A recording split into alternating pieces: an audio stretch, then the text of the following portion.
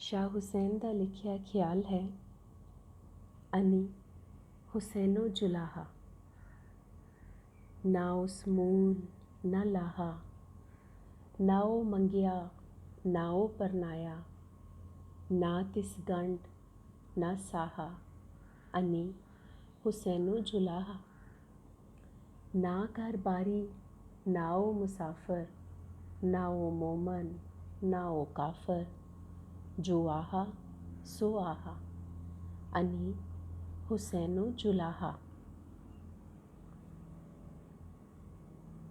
ਰਲ ਆਰੇ ਲੱਗੀਆਂ ਜਣੀਆਂ ਨੂੰ ਅਚੇਤੀ ਹੁਸੈਨ ਚੇਤੇ ਆਇਆ ਏ, ਤੇ ਇੱਕ ਨੇ ਗੱਲ ਟੋਰੀ ਏ ਹੋਰਾਂ ਨਾਲ, ਭਈ ਸੁਣੋ, ਧਿਆਨ ਕਰੋ, ਵਿਚਾਰੋ। ਹੁਸੈਨ ਤੇ ਜੁਲਾਹ ਜੇ, ਉਹ ਜੁਲਾਹਾ ਜੋ ਸਾਦ ਮੁਰਾਦਾ ਏ, ਜਿਸ ਦੀ ਸਾਂਝ ਇਹਨਾਂ ਸਵਾਣੀਆਂ ਨਾਲ ਏ, ਜੋ ਨਾਰ ਪੱਖੋਂ ਬੁਲੀਂਦਾ ਏ, ਉਹਨਾਂ ਤੇ ਵਰਤੀ ਵਾਪਰੀ ਆਪਣੀ ਗੱਲ ਸੁਣਾਉਂਦਾ ਏ। ਜਾਂ ਫਿਰ ਜਾਪਦਾ ਏ ਹੁਸੈਨ ਨੇ ਗੱਲ ਟੋਰੀ ਏ ਸਵਾਣੀਆਂ ਨਾਲ ਅਨੀ ਆਖ ਕੇ, ਤੇ ਦੱਸਦਾ ਏ ਮੈਂ ਜੁਲਾਹਾ ਹਾਂ। ਮੈਂ ਤਾਂ ਬੇਸੁਰਤ ਬੇਸਮਝ ਹਾਂ, ਜਿਵੇਂ ਵਿਹਾਰਵਾਨਾਂ ਲਈ ਤੁਸੀਂ ਬੇਸੁਰਤ ਹੋ, ਸੋ ਮੈਂ ਤੁਹਾਡੇ ਵਿੱਚੋਂ ਹੀ ਹਾਂ।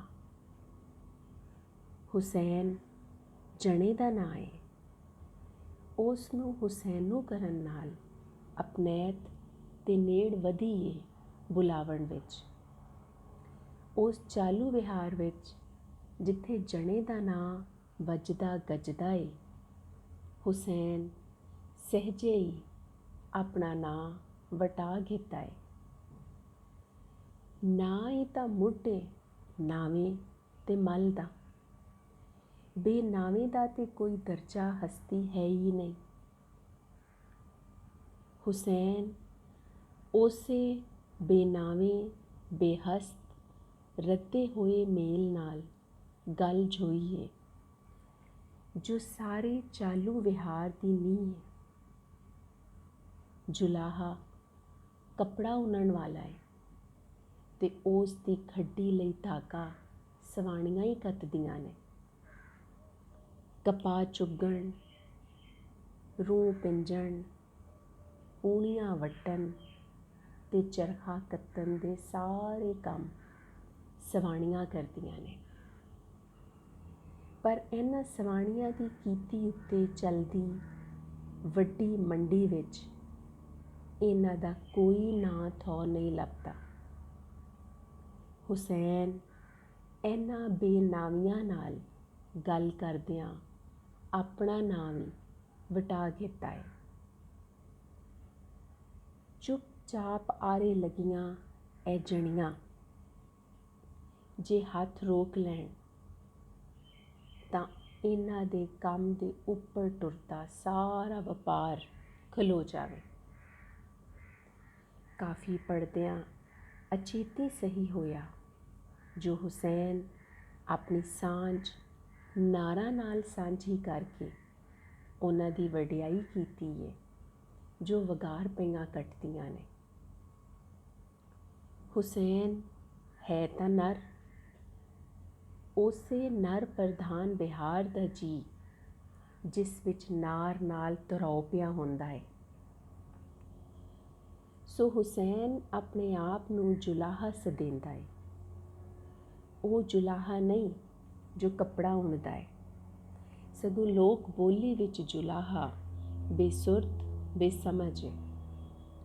ਸਮਝ ਸੁਰਤ ਵਾਲੇ ਤਾਂ ਉਤਾਂ ਵੇਖਦੇ ਹੋਏ, ਇਹ ਬੇਸੁਰਤਾ ਹੀ ਹੋਇਆ ਨਾ ਜੋ ਹੇਠ ਵੇਖਣ ਟੁਰਿਆ ਏ।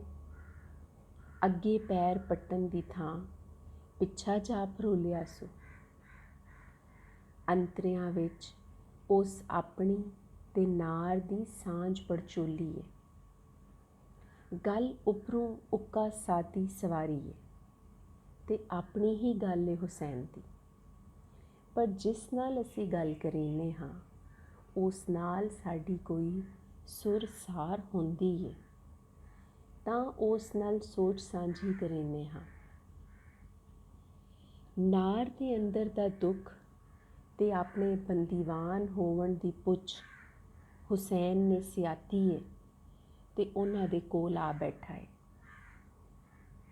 ਆਪਣੇ ਨਰ ਹੋਵਣ ਤੋਂ ਇਨਕਾਰੀ ਹੈ, ਚਾਲੂ ਵਿਹਾਰ ਦਾ ਸੀਰੀ ਹੋਵਣ ਤੋਂ ਨਾਭਰ ਹੈ। ਵੇਖੋ ਕਿਵੇਂ ਸਹਿਜੇ ਹੀ ਹੁਸੈਨ ਆਪਣਾ ਆਪ ਨਖੇੜਦਾ ਵਿਹਾਰ ਦਾ ਨੰਗ ਵਿਖਾਲਦਾ ਏ ਪਿਆ। ਉਹ ਵਿਹਾਰ ਜੋ ਸਵਾਣੀਆਂ ਦਾ ਕੱਤਿਆ ਪਾ ਉਹਨਾਂ ਤੇ ਹੀ ਜ਼ੁਲਮ ਕਮਾਉਂਦਾ ਏ ਪਿਆ। ਮਨਸੂਰ ਦਾ ਗਾਵਣ ਚੇਤੇ ਆਇਆ ਏ, ਨਾ ਉਸ ਦਾ ਵੀ ਹੁਸੈਨ ਹੀ ਸੀ। ਅਲਫੋ ਪੀਰਨੀ ਦੀ ਵਾਰ ਨਜਮ ਹੁਸੈਨ ਸੈਯਦ ਦੀ ਲਿਖੀ ਹੋਈ, ਉਸ ਵਿੱਚ ਇਹ ਗਾਵਣ ਆਇਆ ਹੈ। ਲੁਕ ਕੱਤਿਆ ਤੂੰ ਅਸੀਂ ਸਵਾਇਆ, ਲੁਕ ਕੱਤਿਆ ਤੂੰ ਅਸੀਂ ਸਵਾਇਆ, ਬੈ ਤਖਤ ਪੁਸ਼ਾਕ ਵਿਖਾਇਆ। ਤੇਰੇ ਚੰਮ ਦੇ ਨਕਾਰੇ ਡਾਏ ਨੀ ਫੌਜਾਂ ਢੋ ਕੇ, ਕਿਉਂ ਸੰਗਨੀ ਏ ਆਪੇ ਹੋ ਕੇ, ਨੀ ਉੜਿਆ ਤੂੰ ਘੁੰਡ ਕਿਹਾ। ਹੁਸੈਨ ਦੇ ਖਿਆਲ ਵੱਲ ਪਰਤਨੇ ਹਾਂ। ਖਿਆਲ ਸ਼ਾਇਰੀ ਦੀ ਸਿਨਫ ਵੀ ਹੈ ਤੇ ਗਾਵਣ ਦੀ ਵੀ। ਪੰਜਾਬੀ ਕਲਾਸੀਕੀ ਸ਼ਾਇਰੀ ਵਿੱਚ ਖਿਆਲ ਡਰਾਮੇ, ਨਾਟਕ, ਤਮਾਸ਼ੇ ਜਾਂ ਖੇਡ ਖੇਡ ਵਿੱਚ ਪਾਈ ਬੁਝਾਰਤ ਦੇ ਮਾਨਿਆਂ ਵਿੱਚ ਵਰਤੀਂਦਾ ਹੈ। ਚਲੋ ਬੁਝਾਰਤ ਹੀ ਸਮਝੋ ਹੁਸੈਨ ਦੀ। ਪਹਿਲਾ ਅੰਤਰਾ ਮੂਲ ਤੇ ਲਾਹਾ ਮੋਰੇ ਕਰਦਾ ਹੈ। ਮੂਲ ਦੇ ਆਮ ਵਰਤੋਂ ਵਿੱਚ ਜੋ ਮਾਨੇ ਨੇ ਉਹ ਹਨ ਰਾਸ, ਮੂੜੀ, ਕੈਪੀਟਲ, ਅਸਲ ਮਲਕੀਅਤ, ਤੇ ਲਾਹਾ ਹੈ ਮੁਨਾਫਾ, ਫਾਇਦਾ। ਹੁਸੈਨ ਆਪਣੇ ਆਪ ਨੂੰ ਪਹਿਲਾਂ ਹੁਸੈਨੂ ਆਖਿਆ, ਮੁੜ ਇਸ ਤੋਂ ਅੱਗੇ ਟੁਰ ਆਪਣਾ ਨਾਂ ਛੱਡ ਜੁਲਾਹਾ ਬਣਿਆ। ਜੁਲਾਹਾ ਕਸਬੀ ਹੈ, ਸੋ ਕਸਬ ਵੀ ਪਛਾਣ ਬਣ ਟੁਰਿਆ, ਜਿਵੇਂ ਮੋਚੀ, ਲੋਹਾਰ, ਤਰਖਾਣ, ਨਾਈ, ਚੂੜਾ ਆਦਿ। ਕਸਬਾਂ ਸਿਰ ਵੀ ਵੰਡਾਂ ਬਣ ਗਈਆਂ। ਜਿਸ ਕਸਬ 'ਤੇ ਜਿਤਨਾ ਭਾਰ ਵਧਿਆ ਉਤਨਾ ਹੀ ਉਹ ਹੇਠਲੇ ਦਰਜੇ ਦਾ ਅਖਵਾਇਆ। ਜਿਵੇਂ ਚੂੜੀ ਦਾ ਕੰਮ ਗੰਦ ਸਾਂਭਣ ਹੈ ਤੇ ਸਭ ਤੋਂ ਵੱਧ ਨਫ਼ਰਤ ਤੇ ਦੂਰੀ ਚੂੜੀ ਕੋਲੋਂ ਹੀ ਹੁੰਦੀ ਹੈ। ਖੈਰ ਇਹ ਗੱਲ ਫਿਰ ਸਹੀ। ਇੱਥੇ ਜੁਲਾਈ ਦੀ ਗੱਲ ਕਰਨੇ ਆ। ਜੁਲਾਹਾ ਵਿਚਕਾਰ ਹੈ ਹੁਸੈਨ ਦੇ ਵੇਲੇ ਚੱਲਦੇ ਵਪਾਰ ਦਾ। ਹੁਸੈਨ ਪਹਿਲੋਂ ਜੁਲਾਹਾ ਬਣਿਆ ਹੈ, ਪਰ ਨਾਲ ਹੀ ਇਸ ਤੋਂ ਵੱਖ ਵੀ ਹੋ ਕੇ ਆਏ ਉਸ ਆਖ ਕੇ। ਉਹ ਮੰਡੀ ਵਪਾਰ ਦਾ ਹਿੱਸਾ ਨਹੀਂ ਬਣ ਸਕਿਆ। ਨਾ ਤੇ ਉਸ ਕੋਲ ਮੂਲ ਹੈ, ਨਾ ਹੀ ਉਹ ਲਾਹਾ ਲੈਂਦਾ ਹੈ, ਜਾਂ ਉਹ ਆਪ ਅਜਿਹਾ ਮੂਲ ਹੈ ਜਿਸ ਦਾ ਲਾਹਾ ਹੈ ਹੀ ਨਹੀਂ। ਮੂਲ ਮੁੱਲ ਵੀ ਹੈ, ਕੀਮਤ, ਭਾਅ। ਸੋ ਹੁਸੈਨ ਤੇ ਹੈ ਹੀ ਬੇਮੁੱਲ, ਤੇ ਉਹ ਜਿਸ ਦਾ ਮੁੱਲ ਨਹੀਂ ਕੋਈ, ਉਸ ਤੋਂ ਲਾਹਾ ਕੀ ਹੋਣਾ ਹੈ। ਮੂਲ ਜੜ ਵੀ ਹੈ, ਮੁੱਢ, ਬੁਨਿਆਦ, ਸ਼ੁਰੂ, ਮਨਬਾ, ਸਰਚਸ਼ਮਾ। ਇਹਨਾਂ ਮਾਨਿਆਂ ਵਿੱਚ ਵੀ ਵਡਿਆਈ ਹੈ ਕਿ ਜੀ ਇਸ ਦਾ ਮੁੱਢ ਮੈਂ ਹਾਂ। ਸੋ ਜੋ ਵੀ ਪਛਾਣ ਮੈਂ ਬਣਾਉਂਦੀ ਹੈ ਉਸ ਦੀ ਨਫੀ ਕਰਦਾ ਹੈ ਹੁਸੈਨ। ਅੱਗਾ ਤੇ ਪਿੱਛਾ ਕੀ ਇਹ ਬੰਦੇ ਦਾ, ਇਸ ਵੱਲ ਧਿਆਨ ਦਿਵਾਉਂਦਾ ਹੈ। ਉੱਚੇ ਹਸਬ ਨਸਬ ਤੇ ਜ਼ਾਤ ਪਾਤ ਦੀ ਵੰਡ ਨਹੀਂ ਦੂਈ ਬਣਾਈ ਹੈ। ਹੁਸੈਨ ਉਸ ਦਾ ਇਨਕਾਰ ਬਣ ਕੇ ਬੋਲਿਆ ਹੈ ਤੇ ਇਸ ਇਨਕਾਰ ਨਾਲ ਹੀ ਤਿਹਾਰੋਂ ਬਾਹਰ ਹੋ ਗਿਆ ਹੈ।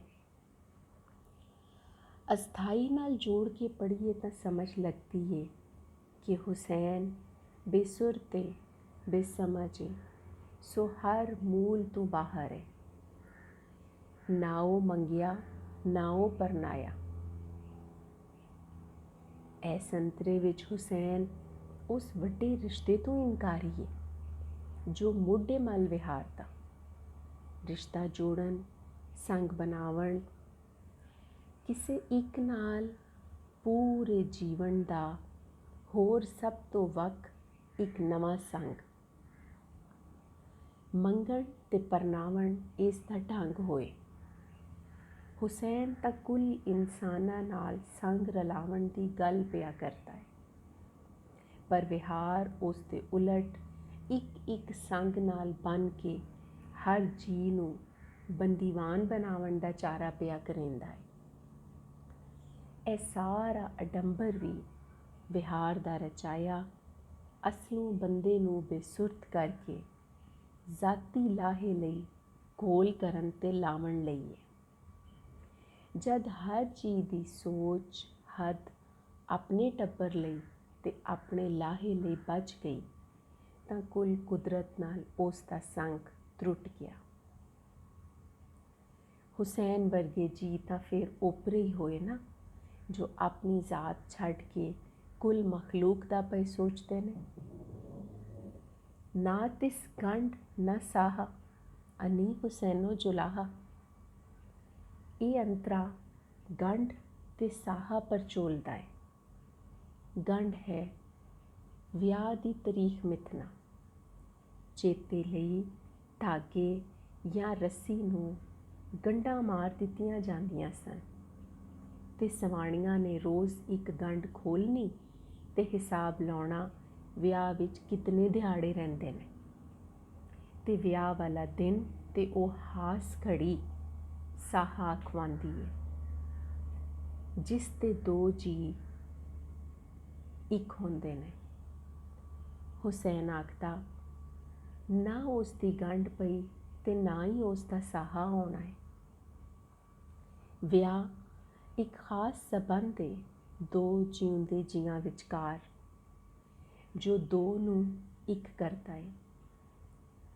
ਦੋ ਦੇ ਰਲਣ ਮਿਲਣ ਵਸਣ ਰਸਣ ਨਾਲ ਜੀਵਨ ਟੋਰ ਅੱਗੇ ਵੱਧਦੀ ਹੈ। ਇਹ ਸੰਗ ਇੱਕ ਨਵੇਂ ਜੀਅ ਦੀ ਹੋਂਦ ਦਾ ਸਬਬ ਬਣਦਾ ਹੈ। ਇੱਕ ਜੀਅ ਨਾਲ ਬਣਿਆ ਇਹ ਰਿਸ਼ਤਾ ਇਕਾਈ ਦੀ ਸੁਰਤ ਦਿੰਦਾ ਹੈ ਤੇ ਇੱਥੋਂ ਹੀ ਕੁੱਲ ਜੀਆ ਜੂਣ ਨਾਲ ਆਪਣੀ ਇਕਾਈ ਦੀ ਸਿਆਣ ਹੁੰਦੀ ਹੈ। ਇਸ ਚਾਲੂ ਵਿਹਾਰ ਅੰਦਰ ਹੁਣ ਵਿਆਹ ਇਹ ਕੰਮ ਨਹੀਂ ਕਰਦਾ, ਸਗੋਂ ਜਿਉਂਦੇ ਜੀਅ ਨੂੰ ਇਸ ਵਿੱਚ ਬੰਨ੍ਹ ਕੇ ਦੋ ਕਰਿੰਦਾ ਹੈ। ਇੱਕ ਵਜੂਦ ਦੇ ਅੰਦਰ ਹੋਈ ਵੰਡ ਵਿੱਚ ਫਸੇ ਇਹ ਜੀਅ ਕੀ ਕਰਸਨ, ਅੱਗੋਂ ਦੂਈ ਦੀ ਪਨੀਰੀ ਲਾਵਸਨ। ਸੋ ਨਵੀਂ ਪੀੜ੍ਹੀ ਦੂਈ ਨਾਲ ਲੈ ਕੇ ਜੰਮਸੇ। ਹੁਸੈਨ ਇਸ ਸਬੰਧ ਤੋਂ ਨਾ ਪਰੇ, ਜੋ ਕੈਦ ਦਾ ਰਿਸ਼ਤਾ ਹੈ, ਦੂਈ ਦਾ ਹੈ, ਰੋਗ ਹੈ। ਅਜੋਕੇ ਸਮੇਂ ਗੰਢ ਕੋਈ ਸ਼ਗਨ ਤਾਂ ਨਹੀਂ, ਸਗੋਂ ਇਸ ਦੀ ਵਰਤੋਂ ਹੋਰ ਹੋ ਗਈ ਹੈ। ਗੰਢ ਦਿਲ ਵਿੱਚ ਪੈਂਦੀ ਹੈ ਤੇ ਸਾਹਾ ਉਹ ਵੇਲਾ ਹੈ ਜਦੋਂ ਇਹ ਦਿਲ ਦੀ ਗੰਢ ਨਫ਼ਰਤ ਬਣ ਕੇ ਆਲ ਦਵਾਲ ਸਾੜਦੀ ਹੈ। ਜਵਾਨ ਦਿਲ ਆਪਣੀ ਉਮੰਗ ਤਰੰਗ ਦਾ ਵਿਆਹ ਨਹੀਂ ਸਕਦੇ। ਜ਼ਾਤ ਬਰਾਦਰੀ ਦੇ ਬੱਚੇ, ਰਸਮਾਂ ਰੀਤਾਂ ਦੇ ਵਿੰਨੇ। ਸੋ ਗੰਢ ਤਾਂ ਇਸ ਰਿਸ਼ਤੇ ਦੇ ਪੱਕੇ ਹੋਵਣ ਨਾਲ ਹੀ ਦਿਲ ਵਿੱਚ ਪੈ ਜਾਂਦੀ ਹੈ। ਮੁੜ ਸਾਰਾ ਜੀਵਨ ਨਾਲੋਂ ਨਾਲ ਵਸਿੰਦੇ ਵੀ ਅੰਦਰੋਂ ਦੂਰ ਹੀ ਰਹਿੰਦੇ ਨੇ। ਅੰਦਰ ਦੀ ਖਿੱਚ ਖਾਰ ਪਾਰੋਂ ਬੇਸੁਰਤ ਹੋ ਕੇ ਮਲ ਵਿਹਾਰ ਦੇ ਟੋਰੇ ਪਏ ਟੁਰਦੇ ਨੇ। ਹੁਸੈਨ ਜੁਲਾਹਾ ਜੋ ਬੇਸੁਰਤੇ ਉਸ ਬਰੀਕ ਪੜਚੋਲ ਕੀਤੀ ਹੈ ਇਸ ਵਿਹਾਰੀ ਸਬੰਧ ਦੀ। ਨਾ ਘਰ ਬਾਰੀ, ਨਾ ਉਹ ਮੁਸਾਫਿਰ, ਨਾ ਉਹ ਮੋਮਨ, ਨਾ ਉਹ ਕਾਫਰ, ਜੋ ਆਹਾ ਸੋ ਆਹਾ, ਅਨੀ ਹੁਸੈਨੋ ਜੁਲਾਹਾ। ਇਹ ਸੰਤਰੇ ਵਿੱਚ ਉਸ ਪੱਕੇ ਘਰ ਬਾਰ ਦਾ ਇਨਕਾਰ ਹੈ ਜੋ ਵਿਆਹ ਰਾਹੀਂ ਵਸਦਾ ਹੈ ਤੇ ਟੱਬਰਦਾਰੀ ਸਾਕਾਚਾਰੀ ਬਣਦੀ ਹੈ। ਘਰ-ਬਾਰ ਵਾਲਾ ਆਪਣੇ ਘਰ ਦਾ ਹੀ ਹੋ ਕੇ ਰਹਿ ਜਾਂਦਾ ਏ, ਉਸ ਦਾ ਲਾਗ ਕੁੱਲ ਜੀਵਨ ਨਾਲ ਮੁੱਕ ਵਹਿੰਦਾ ਏ। ਪਹਿਲੋਂ ਘਰ, ਮੁੜ ਪੱਕਾ ਘਰ, ਫਿਰ ਵੱਡਾ ਘਰ ਤੇ ਫਿਰ ਵਿਖਾਲੇ ਦਾ ਰੌਲਾ, ਜਿਸ ਦਾ ਅੰਤ ਹੀ ਕੋਈ ਨਹੀਂ। ਇਸ ਸ਼ੋਕੇਸ ਵਰਗੇ ਘਰ ਵਿੱਚ ਵਸਣ ਵਾਲਾ ਜੀ ਤਾਂ ਹੁੰਦਾ ਹੀ ਕੋਈ ਨਹੀਂ। ਬਸ ਬਿਨਾਂ ਸਿੰਗਾਰ ਹੀ ਦਿਸਦਾ ਏ। ਹੁਸੈਨ ਇਹਨਾਂ ਪੱਕੇ ਘਰਾਂ ਦਾ ਓਲਾ ਲਾ ਅੰਦਰ ਦਾ ਕੱਚ ਵਿਖਾ ਲਿਆ ਏ।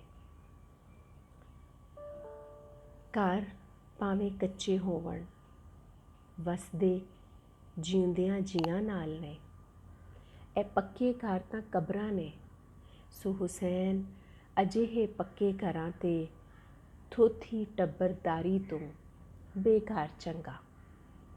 ਘਰ-ਬਾਰ ਦਾ ਉਲਟ ਮੁਸਾਫਿਰ ਹੈ ਉਹ, ਜਿਸ ਦਾ ਘਰ ਹੀ ਕੋਈ ਨਹੀਂ, ਜੋ ਹਮੇਸ਼ ਸਫ਼ਰ ਵਿੱਚ ਹੈ। ਪਰ ਹੁਸੈਨ ਇਸ ਤੋਂ ਕੁਝ ਵੱਖ ਹੈ। ਜੇ ਉਸ ਦਾ ਘਰ-ਬਾਰ ਨਹੀਂ ਹੈ ਤੇ ਉਹ ਮੁਸਾਫਿਰ ਵੀ ਨਹੀਂ ਹੈ।